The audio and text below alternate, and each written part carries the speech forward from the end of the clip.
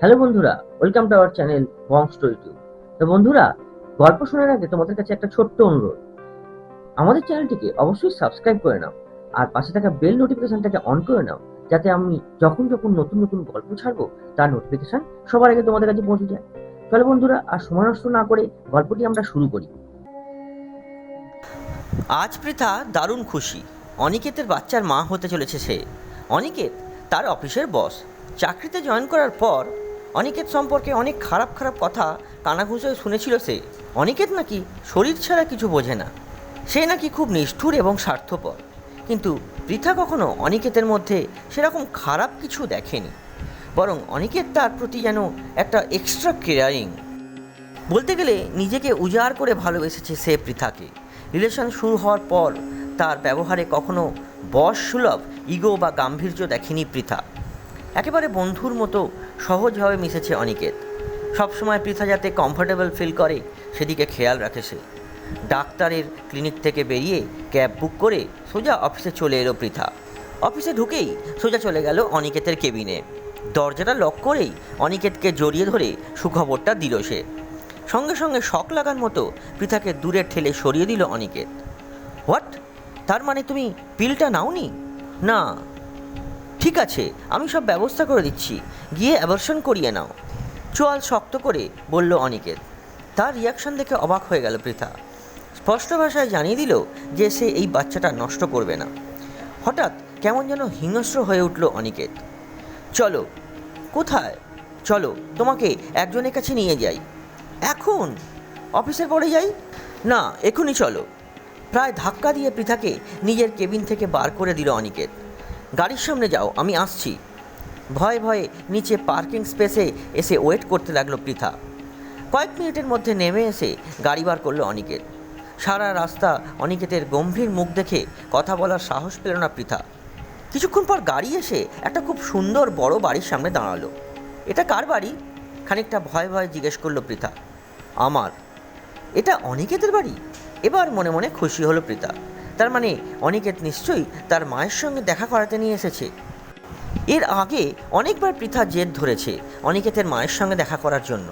এ কথা ও কথা বলে বারবার এড়িয়ে গেছে অনিকেত। যাক, তার মানে পৃথার প্রেগনেন্সির খবরে ভেতর ভেতরে অনিকেত নিশ্চয়ই খুশি হয়েছে। বাড়ির ভেতরে ঢুকে তাক লেগে গেল পৃথার। কি সুন্দর সাজানো গোছানো বাড়ি! মিলি, মিলি! ভেতরে ঢুকে চিৎকার শুরু করে দিল অনিকেত। 2-1 মিনিট পর পৃথা দেখল অপূর্ব সুন্দরী এক মহিলা বেরিয়ে এলো। তার চেয়ে 3-4 বছরের বড় হবে। এত সুন্দরী খুব একটা সহজে দেখা যায় না, কিন্তু মহিলার সমস্ত অস্তিত্ব জুড়ে যেন এক অদ্ভুত বিষণ্ণতা। এই দেখো মিলি, এ হচ্ছে পৃথা, আমার গার্লফ্রেন্ড। আর পৃথা, এ হচ্ছে মিলি, আমার স্ত্রী। অনিকেতের কথা শুনে যার পর নাই অবাক হয় পৃথা। স্ত্রী মানে? অনিকেত বিবাহিত? সে আরও অবাক হয়ে খেয়াল করে মিলি নামক মহিলার মধ্যে অনিকেতের কথায় কোনো ভাবান্তর হয় না। তার মানে কি সে এরকম শুনতে অভ্যস্ত? ধীরে ধীরে অনিকেতের সম্পর্কে শোনা কথাগুলো মনে পড়তে থাকে পৃথার। তুমি যে ম্যারেড, একথা আগে আমাকে জানাওনি কেন? খুব রেগে গিয়ে জিজ্ঞাসা করে পৃথা। এতে জানানোর কি আছে? ম্যারেড বলে কি আমার শখ আহ্লাদ পূরণ করতে পারবো না নাকি? তাছাড়া মিলির এসবে কোনো প্রবলেম নেই। এই যে তোমার পেটে যে বাচ্চাটা এসেছে, এটা তুমি মিলিকে দিয়ে দেবে। ওর তো মা হওয়ার ক্ষমতা নেই, সুতরাং এতে ওর খুশি হবার কথা। কি মিলি, তুমি খুশি তো? আর পৃথা, তুমি চাইলে বাচ্চা হওয়া পর্যন্ত আমাদের সঙ্গে থাকতে পারো। অনিকেতের কথা শুনে পৃথা কিছুই বুঝতে পারে না। মানুষটার মানসিক সুস্থতা নিয়ে তার মনে সন্দেহ জাগছে। মিলি কিন্তু নির্বিকারভাবে দাঁড়িয়ে আছে। খানিকক্ষণ দাঁড়িয়ে থেকে সেখান থেকে বেরিয়ে চলে এলো পৃথা। মাথা ঘুরছে তার। এখন কি করা উচিত কিছুই বুঝতে পারছে না সে। অনিকেত যে এরকম অদ্ভুত আচরণ কেন করছে সে কিছুতেই বুঝতে পারছে না। সত্যি যদি মিলি অনিকেতের স্ত্রী হয়, তাহলে পৃথার খবর শুনে এরকম নির্বিকার কী করে থাকতে পারে? অনিকেত যে মাঝে মাঝে মায়ের কথা বলে, সেই মাই বা কোথায় গেল? অফিসে না গিয়ে সোজা বাড়ি ফিরে এলো পৃথা। তাকে ফিরে আসতে দেখে অবাক হয়ে গেল তার মা। শরীর খারাপ লাগছে বলে নিজের ঘরে চলে গেল সে। এর 2 দিন পর অফিস থেকে মাঝখানে বেরিয়ে অনিকেতের বাড়িতে চলে এলো পৃথা। তাকে দেখে বেশ অবাক হলো মিলি।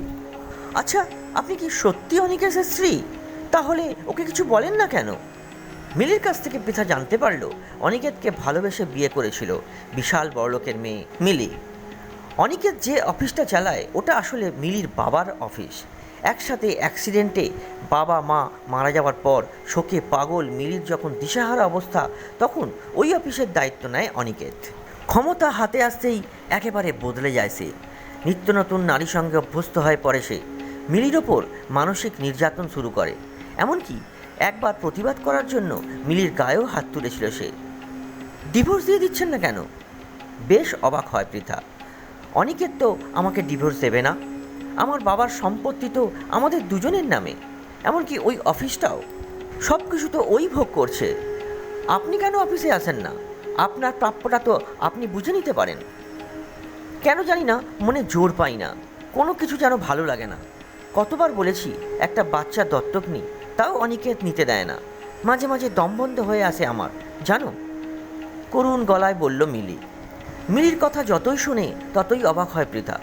অনিকেত যে এত বড় শয়তান সে ভাবতেই পারছে না। আপনি কাউকে জানাননি? মানে অনিকেতের এইসব কথা?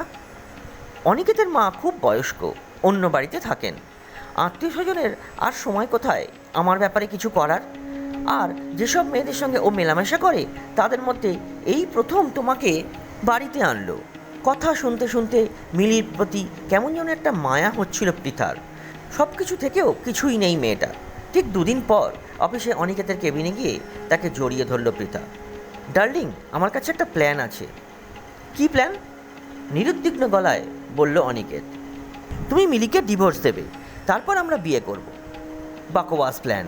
মিলি হলো আমার সোনার ডিম পাড়া হাঁস, ওকে আমি অত সহজে ছাড়বো না। তাহলে ওর সঙ্গেই তো সুখে সংসার করতে পারতে, রেগে গিয়ে বলল পৃথা। ধুত, মিলি হলো নিস্তরঙ্গ নদীর মতো, ডুব দিয়ে কোনো মজা নেই। আমার পছন্দ উত্তাল সমুদ্র, ঠিক তোমার মতো। কথাগুলো বলে খুব বিচ্ছিরি একটা হাসি হাসলো অনিকেত। তার মানে তোমার মিলির সম্পত্তি নিয়ে ইন্টারেস্ট? সে ব্যবস্থা না আমি করে দেবো, রহস্যময় হাসি হেসে বলে পৃথা। নিজেকে তুমি খুব স্মার্ট ভাবছো না? চিবিয়ে চিবিয়ে বলে অনিকেত। তারপর বলে, আমার সব প্ল্যান করাই আছে। মিলিকে আমি যে মেডিসিন দিই তাতে আর বছরখানেকের মধ্যে ওর নিজের চিন্তাশক্তি লোপ পেয়ে যাবে। তখন ওকে দিয়ে আমি যা খুশি করাতে পারবো। বাহ, ব্রিলিয়ান্ট! তাহলে তো আর কোনো চিন্তাই রইল না। কিন্তু এটা ভুলে যেও না, আমার পেটে তোমার সন্তান। এখনই তোমার আমাকে বিয়ে করতে হবে। পৃথাও কম যায় না। আমার বাচ্চাকে স্বীকৃতি না দিলে আমি তোমাকে ছেড়ে দেবো না। তার চেয়ে ভালো আমার কথায় রাজি হয়ে যাও। মিলির হাত থেকে মুক্তিও পাবে, আবার সম্পত্তিও তোমার নামে হয়ে যাবে। তোমাকে কিচ্ছু করতে হবে না। মিলিকে ডিভোর্স পেপারে সাইন করানোর দায়িত্ব আমার। কয়েক মিনিট ভেবে পৃথার কথায় রাজি হয়ে যায় অনিকেত। সে জানে সমস্ত কিছু কাগজপত্রে সাইন হয়ে গেলে সে পৃথাকে ছুঁড়ে ফেলে দেবে নিজের জীবন থেকে। না, আমি কিছুতেই অনিকেতকে ডিভোর্স দেবো না। আমি ওকে ভালোবাসি। আমি জানি অনিকেতও আমাকে ডিভোর্স দিতে চায় না। তুমি কেন জোর করছো আমাকে? ওকে ছেড়ে আমি কোথায় যাব? নির্দিষ্ট দিনে ডিভোর্সের কাগজপত্র নিয়ে বাড়িতে যেতেই কাঁদতে কাঁদতে বলল মিলি। তোমার ওই ভালোবাসার কোনো মূল্য নেই মিলি, কারণ অনিকেত তোমাকে ভালোবাসে না, ও আমাকে ভালোবাসে। আর তোমাকে এই বাড়ি ছেড়ে কোথাও যেতে হবে না। তুমিও আমাদের সঙ্গে এ বাড়িতেই থাকবে, এখন যেমন আছো। এমনিতেই তো তুমি অনিকেতকে খুশি করতে পারো না কখনো। কড়া গলায় বলল পৃথা। আমি বিশ্বাস করি না, আমি জানি ও আমাকে ভালোবাসে, কান্না জড়ানো গলায় বলল মিলি। অট্টহাসি দিয়ে ওঠে পৃথা। বোকা মেয়ে, দেখো তোমার সামনেই তোমার অনিকেত ডিভোর্স পেপারে সাইন করবে, তাহলে বিশ্বাস হবে তো? আচ্ছা বেবি, তুমি না হয় আগেই সাইনটা করে দাও তো। কথাগুলো বলে কাগজগুলো নিয়ে অনিকেতের পাশে গিয়ে দাঁড়ায় পৃথা। কয়েকটা কাগজ দিয়ে সাইন করতে বলে তাকে। অনিকেত দেখে নেয় সেটা সত্যি সত্যি ডিভোর্স পেপার কিনা। পরপর 3টে পেজে সে সাইন করে। এটা আর একটা কপি, এটাতেও করে দাও। অনিকেত যখন সাইন করতে ব্যস্ত তখনই পৃথার সঙ্গে ঝগড়া শুরু করে দেয় মিলি। এবার হয়েছে তো, অনিকেত সাইন করে দিয়েছে, এবার তুমি করো।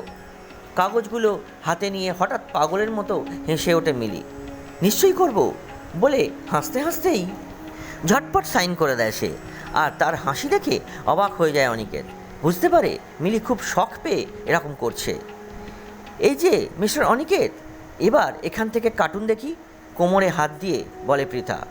মানে কি বলছো তুমি পৃথা? আমি কেন যাব? এবার তো আমি তুমি বিয়ে করব। এবার পৃথা আর মিলি দুজনেই একসাথে হেসে ওঠে। এতদিনে আমি আমার নিজের সব কিছু ফিরে পেয়েছি, আর তোমার থেকেও নিষ্কৃতি পেয়েছি। থ্যাংক ইউ পৃথা, তোমাকে যে কী বলে ধন্যবাদ দেবো। মিলির কথা শুনে হাঁ করে তাকিয়ে থাকে অনিকেত। কিছুই মাথায় ঢুকছে না তার। হাসতে হাসতে পৃথা জানায় সেকেন্ড সেট অফ পেপারস, যেটাকে ডিভোর্স পেপার বলে অনিকেত সাইন করেছে, তার ভেতরে দুটো পেজে অনিকেত তার শেয়ারের প্রপার্টি সব কিছু মিলির নামে লিখে দিয়েছে। আর তাকে অন্যমনস্ক করে দেওয়ার জন্য মিলি আর পৃথার মধ্যে ঝগড়া শুরু করে দিয়েছিল, যাতে সে ভেতরের দুটো পেজ ভালো করে না দেখেই সাইন করে দেয়। রেগে পৃথাকে মারতে যায় অনিকেত, আর সঙ্গে সঙ্গে কোথা থেকে দুটো সন্ডাগন্ডা লোক এসে তাকে তুলে নিয়ে বাইরে নিয়ে চলে যায়। পৃথাকে জড়িয়ে ধরে মিলি। স্বস্তির নিঃশ্বাস ফেলে পৃথা। যাক, আমার কাজ শেষ। কাল থেকে তুমি অফিসে গিয়ে বসবে মিলিদি, নিজের সব দায়িত্ব পরেশবাবুর কাছ থেকে বুঝে নেবে। চলে যাওয়ার আগে বলে পৃথা। আর একবার তাকে জড়িয়ে ধরে ধন্যবাদ জানায় মিলি। কৃতজ্ঞতায় চোখে জল চলে আসে তার।